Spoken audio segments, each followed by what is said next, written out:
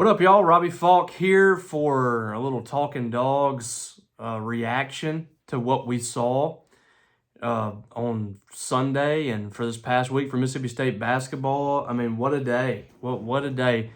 Two games for the men and the women that weren't perfect by any means for either one of these teams, but two tough wins, I thought, for both of these teams, and we'll dig into both of them. By far, the biggest win of the two was Mississippi State's men going to South Haven, neutral site game. So this is a better net opportunity for Mississippi State than it would be playing at the Hump. It's not a home game, but it's not a road game. It's a neutral site game that was heavily in Mississippi State's favor, obviously, with the fans, but the net's going to recognize this as a neutral site, and it has the opportunity to be eventually a quad one win if Utah does what we think they can do. This is, I think, a really good Utah team.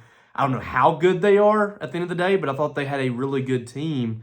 And they came out of this first half really kind of clamping down on Mississippi State. I didn't think that – I watched a good portion of the first half from the Hump. I was at the women's game. By the way, Paul Jones was at the game. I think one of only two guys there. So shout out to Paul Jones for going on the road and covering this team. He covers the team better than anybody. But he was at the game, so you can read more from his report from the game. But from what I saw in the first half, I just didn't think that State was in any kind of rhythm on the offensive end. They couldn't get going with their wings and their guards. I didn't think three-point shooting was particularly good, and really wasn't great for the entire game. But the first half was especially bad. They went 1 of 13 from three-point range in the first half. Claudell Harris was 0 for 5. Josh Hubbard was 1 for 4. It just was a really rough first half for Mississippi State. And you look at some of the other things. I mean, 8 of 35 from the field. And I give a lot of credit to Utah. From what I was able to see in that first half, Utah really just made things difficult for Mississippi State. And the Bulldogs were really kind of stymied, and I thought Utah was cleaning some things up down low as well. But that second half, Josh Hubbard was the difference. Hubbard, like we said, 1 for 5 in the first half. I think he had 3 points. He comes out in the second half and scores 20 in the second half. 23 points, 8 of 16, was 5 of 9 from 3, which, let's see, he went 4 for 5, or 4 for 4 in the second half from three-point range for Josh Hubbard. Just an outstanding job. I thought he played really good defense, too. Played 33 minutes, so he played the majority of this basketball game. They took him out for a breather late in the ball game some and got some different lineups in there. But as good as Josh Hubbard was, I thought the difference in this game came from the role players. Riley Kugel was outstanding at spurts. Keyshawn Murphy had the game of his life. 18 points on 5 of 12, 14 rebounds. You get that kind of performance from Keyshawn Murphy on a regular basis, this team can do some special things. Because we've been trying to find who's going to be that post player that can gobble up some rebounds and that can clean up some stuff inside. State out-rebounds Utah. I thought Utah was outworking them on the glass in the first half. That didn't happen in the second half. The second half was a different story. And you look at it, what happened in the second half for the Bulldogs, 21 rebounds in the second half to 16. So out-rebounded them by 5 in the second half. They were just, the effort plays were incredible. They got Utah into foul trouble. I thought defensively what State did on Gabe Madsen was phenomenal. This is a guy that's been one of the best scorers in the country this year. 26 a game in the first 3 ball games.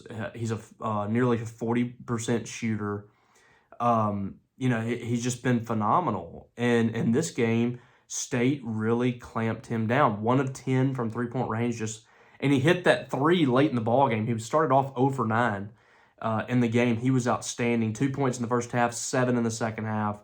Great job defensively. I thought just up and down the lineup, you saw contributions. This is what's going to be the difference for this Mississippi State team this year. Can they get contributions beyond 2 or 3 players? And they got that tonight. When you look at some of these guys, it wasn't a great night for Claudio Harris.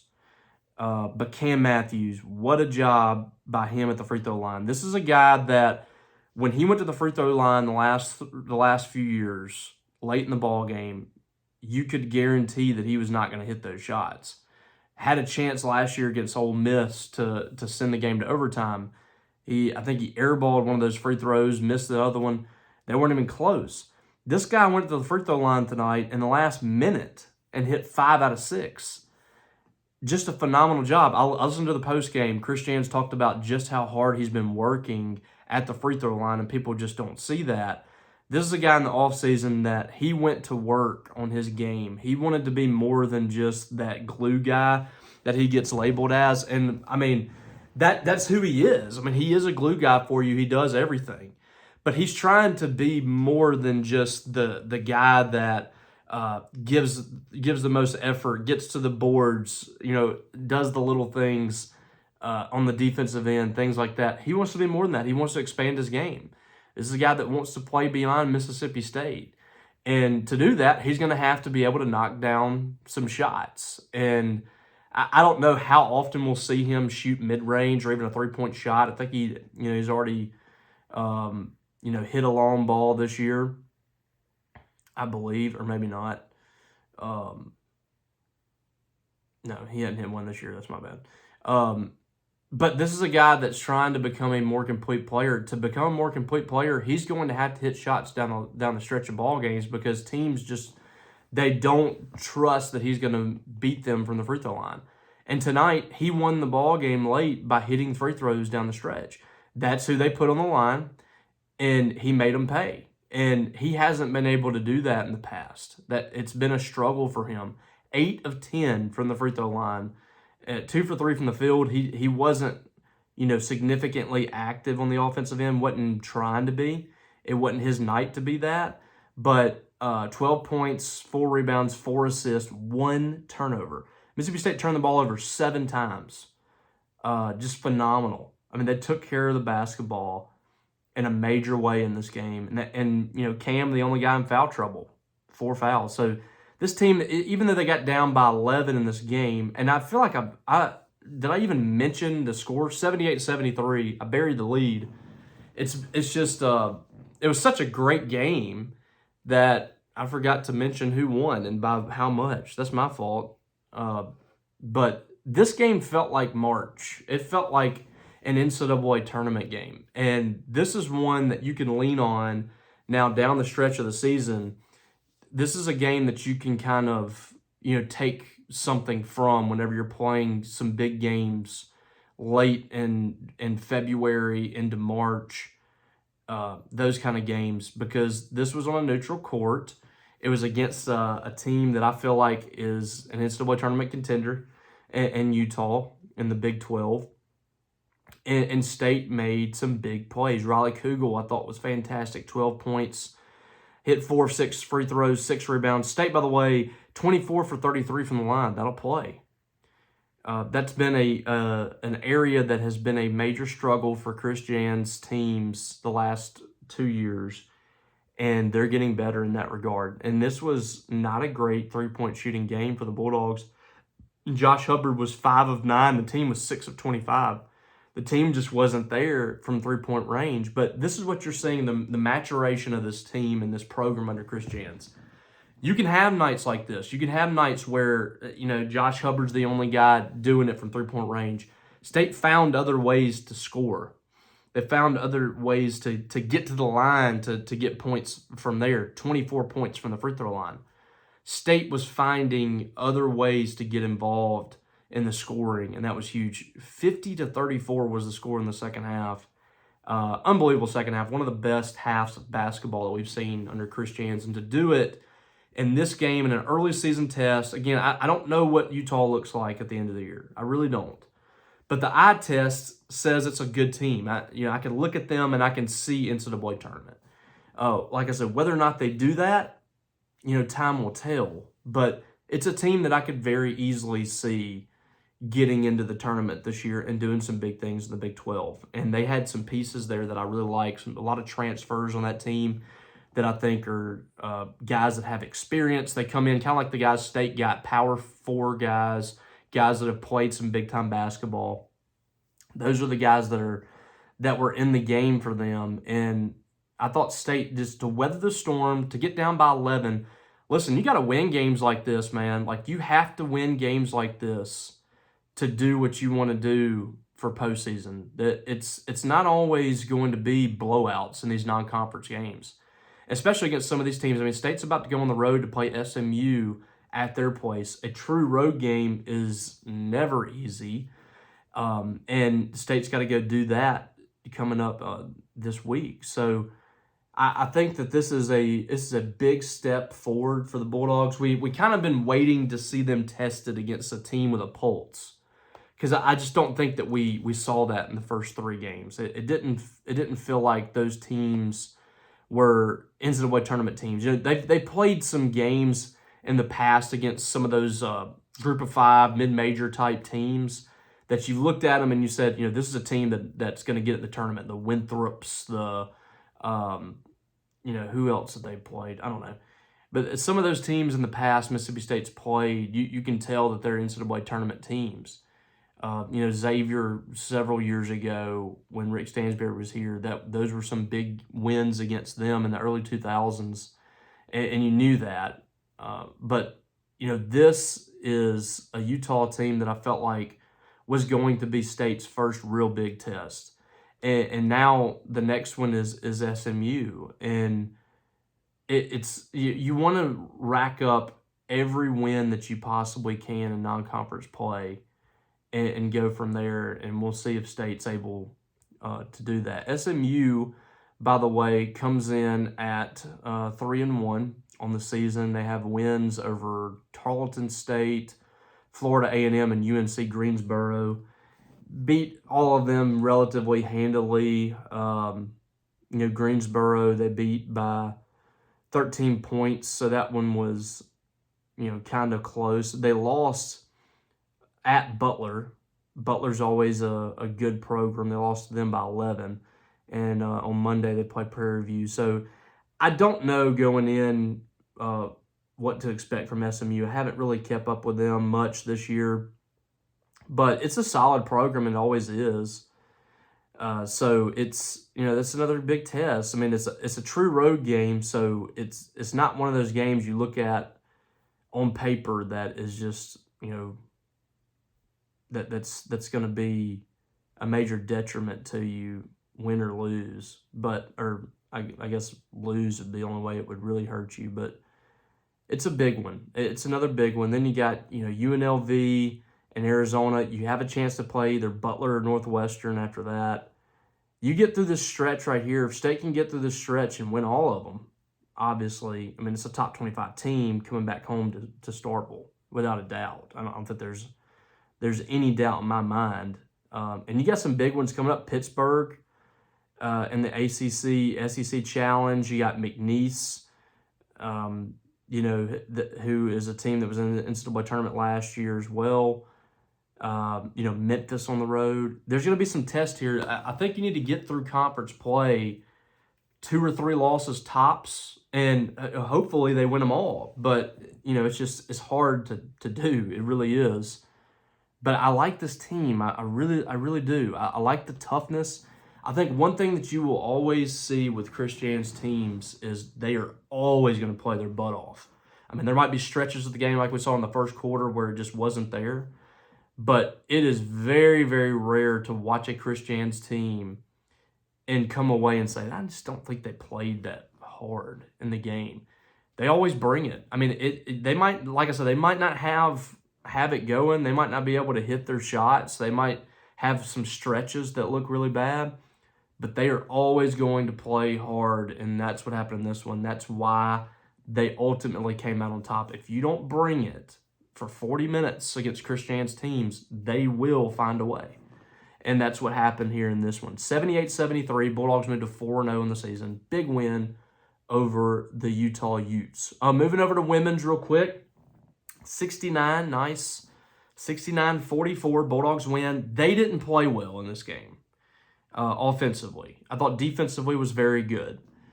offensively was poor. It wasn't a good game by the Bulldogs, but this is kind of what I expect with this team, especially early on. They're working out so many kinks. They have so many different faces. I like the makeup of this team just like I do the men. I like what they have. I like the pieces. They're trying to figure out what pieces work well together. What roles what, who's kind of the go-to players. Jacayla Jordan, right now, it seems like she's trying to figure it out. I thought this was her best game by far this year. 12 points on 5 of 10 shooting. She's had a tough time getting out of the gates in these first few games, and it's been kind of strange to watch. But one thing I've noticed with her, she doesn't really get discouraged. She had 12 points, 8 rebounds. She's doing other things. And when you have Anaya Russell doing what she's doing, she had 19, 7 of 13 shooting, 7 rebounds, 4 assists. Anaya Russell is playing really well early. If she keeps this up, this is a all-SEC caliber player. I always say about her, if Dawn Staley wants you, then I want you too. That's just the truth. Dawn Staley has an eye for these kind of players, and she's got toughness that Dawn Staley likes. I like it. So she didn't do much at South Carolina. It didn't really work out. But I think you're starting to see what Dawn Staley saw in her. She's come into a system now that allows her to play a little more free. Sam Purcell's allowing her to play her kind of game. She's not really handcuffed in what she does. And you're seeing a player, I think, that has a lot of potential. State started this game 19 of 19 from the free throw line, the best start in school history in a game from the line. The previous best was 18 of 18 in 2012. They go 19 of 19, finished 20 of 21. Another team that at times in the last couple of years have struggled from the free throw line. This team looks like that could be a strength for them. Couldn't really get the shots to fall. 18% from 3. They were 3 for 17. Inside the arc, they were pretty good. 42% in the game as a whole. Turnovers were down. They had 12 turnovers in this game. They forced 19 and scored 19 points off of those.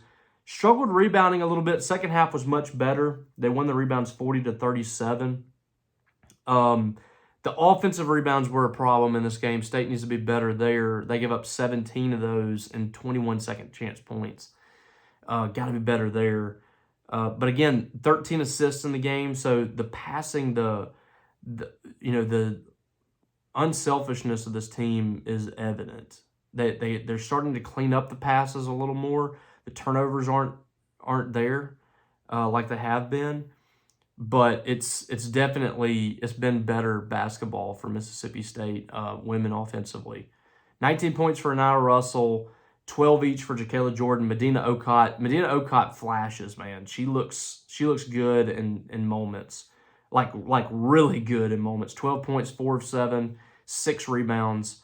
She's still learning, this style of play in America, and it doesn't look like there's been a lot of players that have come from overseas to Mississippi State, and the men and the women, that have looked super raw. Like the game is too fast for them. You can kind of see it at times, but it doesn't look like it's there. It doesn't look like that with her. She looks like she's already super fluid in what she does. We saw a sidestep from her that was just an incredible transition from catching the pass and turning around and dribbling. Sidesteps a defender who is a guard and goes in and lays it up. Like I said, she flashes. I don't see a lot of, rawness in her. Like, I was expecting her to be a little more raw.